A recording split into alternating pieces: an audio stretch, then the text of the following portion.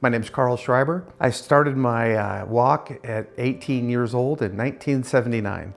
Having come from a challenging home, there was two things that were really hard on me. Not being able to trust people and really having a hard time trusting this God that I couldn't see or I couldn't really hear.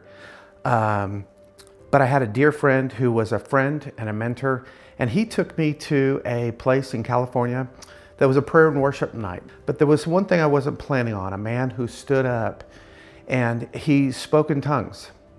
As he spoke in tongues, I became very uncomfortable. And this was something that I had to walk out in my personal life.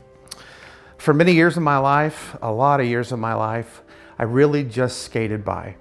I didn't want to contribute anything to the ministry. I just wanted to get to the other side and have Lord welcome me home. But 10 years ago really changed my walk and my life. And what I realized was I wanted more in my spiritual life. I didn't know exactly what that meant, but I knew it had a lot to do with spiritual giftings. Tongues, while still kind of intriguing me, was something I began to open up to, something that I wanted to grow into, and something I started to crave. But what I realized was I still dealt with challenges of my past. So I started this journey about 2 months ago. The Lord helped me to walk through giving up spiritual things, emotional things that had kept me and held me in bondage that I didn't even really realize I had.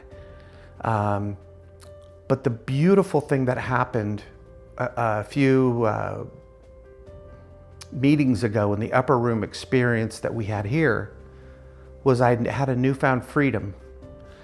A freedom to explore my faith, a freedom to explore my gifting.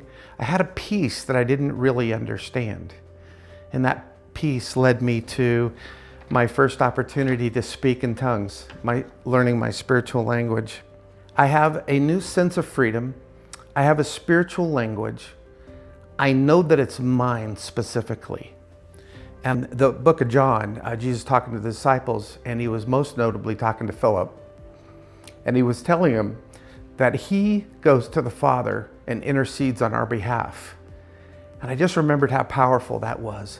And then I remembered the thing that it will forever change my life. He says, I give you the Holy Spirit to do the things I did and more. Why would we not want all of this that he could give us?